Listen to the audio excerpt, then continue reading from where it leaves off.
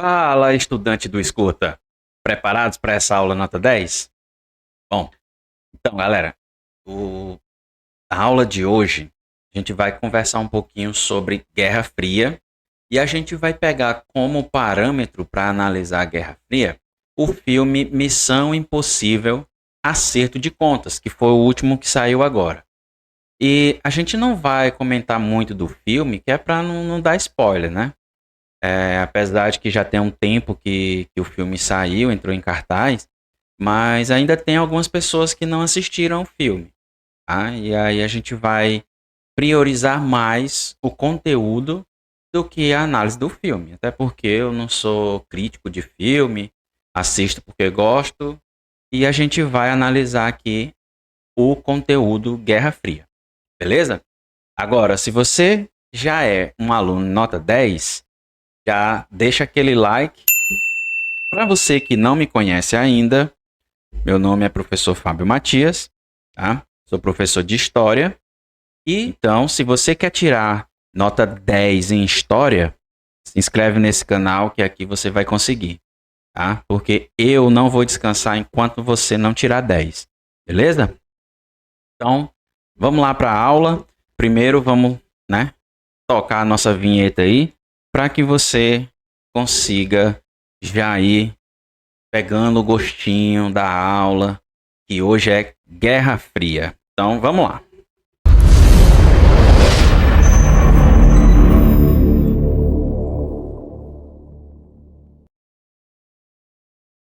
Aí está, pessoal. Nossa capa, né, do vídeo da aula de hoje. Missão Impossível, Acerto de Contas, Guerra Fria. Então, logo nas primeiras cenas do filme, né, o Nathan Hunt, que é o personagem aí do Tom Cruise, ele é um agente secreto, né, da MI6, e ele tá disfarçado numa reunião. Não se preocupe, isso não é, acho que não é um spoiler, tá? Porque todo filme de agente secreto tem uma reunião da cúpula lá dos agentes, né? E aí passa a missão para ele fazer. E como eu falei, né? Aqui missão dada é missão cumprida, beleza? E ele tá disfarçado nessa reunião e aí ele dá um jeito lá de fazer as pessoas dormirem, menos o general lá, o chefe dos agentes lá. E ele começa a conversar com ele, e aí o chefe pega e fala assim: Nathan, a gente não tá mais na Guerra Fria. Pronto. Nessa frase bem aí, deu o start, e aí eu peguei e não, vou fazer a aula em cima dessa frase dele. Não estamos mais na Guerra Fria. Se ele fala que não está mais na Guerra Fria, o filme é de agora, então a gente tem que voltar um pouquinho e entender como que a gente chegou na Guerra Fria e como que ela terminou, tá? Primeira coisa de tudo que a gente tem que saber é o que é Guerra Fria. Aí eu lembro muito bem de uma série chamada Big Bang, a Teoria, onde a personagem Penny, ela vai responder essa pergunta pro seu namorado Leonard, né? O Leonard faz a pergunta para ela, eles estavam conversando sobre guerras e aí chegou na Guerra Fria. E aí, por incrível que pareça, a nossa querida Penny responde que Guerra Fria é uma guerra lutada no inverno, no período frio. Aí, meus amigos, só tem essa imagem aqui para ela. Errou, né? Guerra Fria não é isso, tá? Mas vocês devem estar se perguntando, professor, o que seria essa Guerra Fria? Por que o nome Guerra Fria? Se toda guerra tem bomba, tem tiro, é fogo, é quente. Por que Guerra Fria? Então, queridos alunos?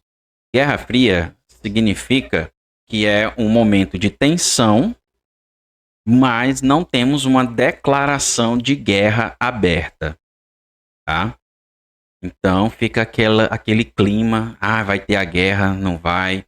Como teve agora, né, com os Estados Unidos e Irã, e o pessoal falou, vai sair a Terceira Guerra Mundial, mas, né, graças a Deus não saiu. E a Guerra Fria foi um período, né, de 1945 até 1986, tá? E aí, o mundo todo tá nessa tensão de que vai haver a guerra, mas nenhum dos países declara guerra propriamente dita. Beleza? Então vamos lá, pessoal, para o contexto histórico da Guerra Fria, né? O que se passa nesse período e como que a gente chega até esse episódio em que os países estão em momentos de tensão, mas não chega a declarar guerra um para o outro. Tá? Bom, então vamos lá, né? Contexto pós Segunda Guerra Mundial. O que a gente vai ter aí?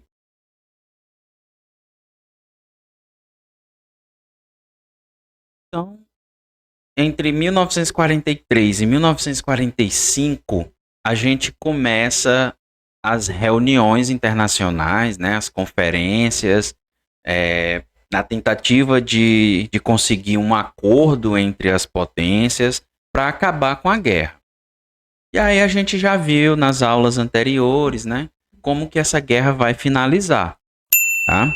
A Segunda Guerra Mundial, beleza? A Alemanha vai se render, Japão vai sofrer com as 2 bombas atômicas, e aí o mundo percebe o quão destruidor é o poder dessa bomba atômica. E aí o mundo fica com medo, tá? E por isso que a Guerra Fria não vai ter uma declaração de guerra, porque um país fica temendo o poderio bélico do outro.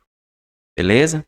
Então esse é um dos primeiros passos, tá? Então vão ser firmados acordos diplomáticos, beleza?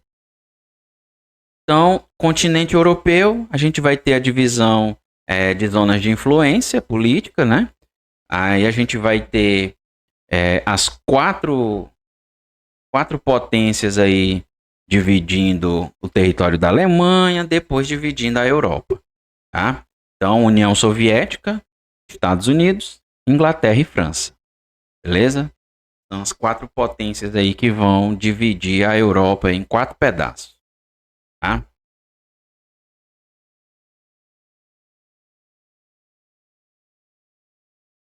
Então, a parcela ocidental da Europa foi influenciada pelos Estados Unidos. Soviéticos dominam a região oriental da Europa. Então, a parte eslava da Europa vai ser toda da União Soviética. Isso vai ser um acordo firmado lá na Conferência de Yalta, tá bom? Que vai ser realizado na União Soviética, e aí vai assinar um tratado dizendo que os países eslavos vão fazer parte, né, vão compor a União Soviética. E os países ditos capitalistas ficam com as áreas de influência restantes. Beleza? Então, partidos políticos como comunista vão compor aí a Albânia, Bulgária, Romênia, Hungria, Tchecoslováquia e Polônia. Todos esses países aí vão fazer parte do bloco comunista. Depois da Conferência de Yalta, a gente vai ter a Conferência de Potsdam. E essa vai ser mais importante. Já teve até concurso agora, atual, que caiu uma questão sobre a Conferência de Potsdam. Tá? Então, o que foi a Conferência de Potsdam? Ela vai dividir a Alemanha em 4 pedaços, 4 blocos, porém ela vai ser dividida em 2 eixos econômicos, tá? Então, o lado oriental é comunista, o lado ocidental é capitalista. E a capital Berlim também vai ser dividida em 2, tá? E aí eu vou ter Berlim Ocidental e Berlim Oriental. Berlim Oriental, comunista. Berlim Ocidental, capitalista. Beleza? Depois da Conferência de Potsdam, essa conferência era para ser somente Alemanha e Europa. Dividir a Alemanha e a Europa em 2 blocos, em 2 eixos econômicos, comunista e capitalista. Só que essa influência ela vai para o mundo todo, tá?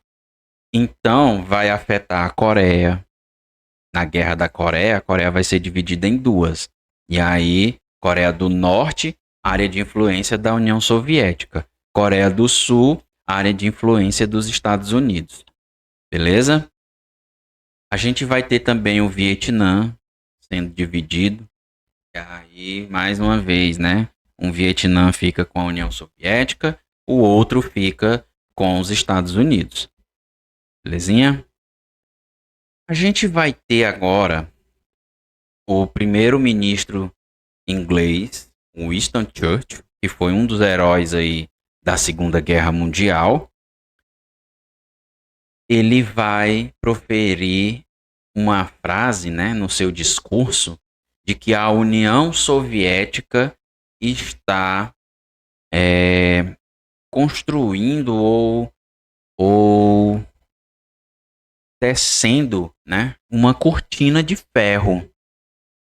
Por quê? Porque a União Soviética está se mobilizando, mas não está divulgando o que ela vem desenvolvendo, né? Então ela está fazendo tudo às escondidas e está dividindo o mundo em 2 eixos, tá? Então essa cortina ela vai pegar toda a parte comunista e vai fazer o trabalho da União Soviética ali de forma escondida. Tá? Então, o Winston Churchill vai tentar abrir os olhos aí das potências capitalistas para começarem a procurar o que a União Soviética está fazendo. Tá?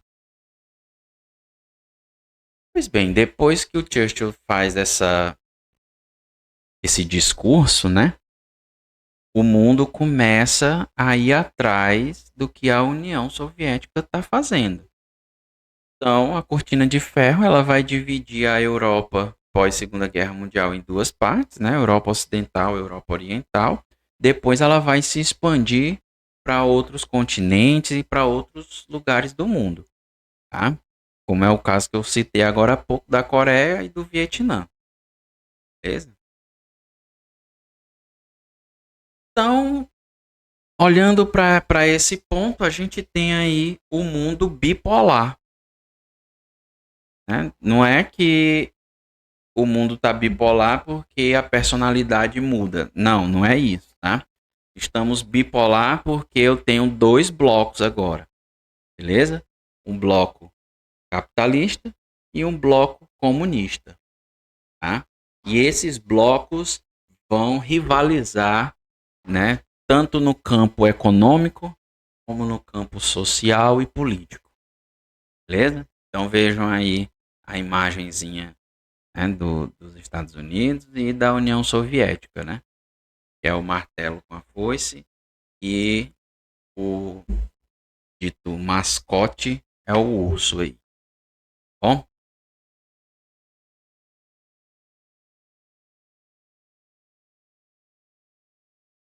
Capitalismo. Sistema econômico, meio de produção mais capital é igual à propriedade privada. Então, aqui eu tenho um enaltecimento da propriedade privada. O camarada, ele tem a sua empresa, ele é dono, o lucro é dele. E assim ele paga os seus funcionários e paga os impostos para o Estado. Beleza? Isso é o capitalismo. O empresário visando lucro para poder gerar emprego, para poder a máquina governamental funcionar. Tá? Proprietários, minoria da população. Tá? A maioria tem que ser do proletário, aquele camarada que vende a sua força de trabalho. Beleza? Então é capitalismo versus socialismo. Socialismo soviético, tá? Deixar isso bem claro porque a gente vai ter outros tipos de socialismo, como o caso da China, tá bom? Então, socialismo, sistema político econômico, e aí confrontar o capitalismo, extinção da propriedade privada, o Estado é que comanda tudo, tomada de poder pelo proletariado. É aquele pensamento do Karl Marx. Tá? A luta de classe. Proletário visando o poder, toma o poder da burguesia. Tá? E assim a gente tem, né, a roda da luta de classe girando. Belezinha? E aí eu tenho a divisão da renda igualitária.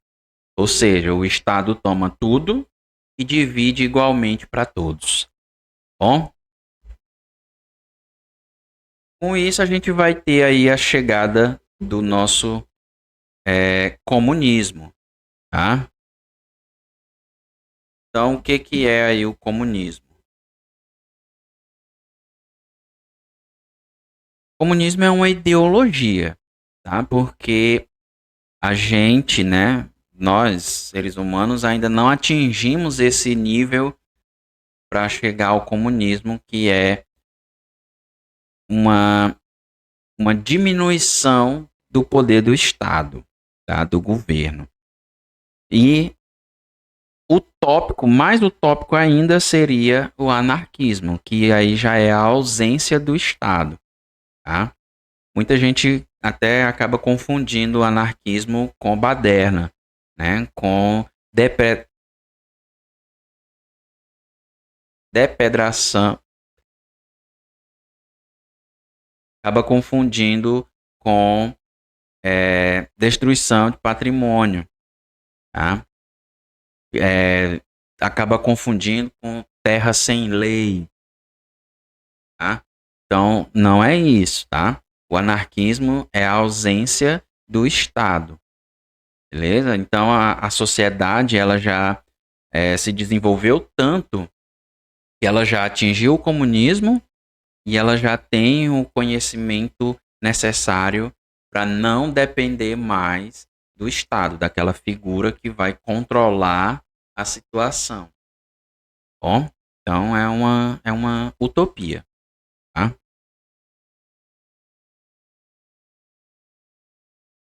Então, Guerra Fria. Desculpa. A Guerra Fria é um cenário político internacional pós Segunda Guerra Mundial. Tá? A gente vai ter aí uma rivalidade entre os Estados Unidos, que vai meio que dirigir as potências capitalistas, e a União Soviética, que vai dirigir as potências socialistas. Tá? Com exceção da China. Beleza?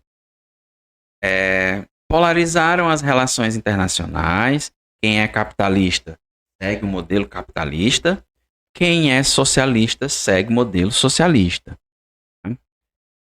Não tem situação em que fica em cima do muro. Ou você é, ou você não é. Tá?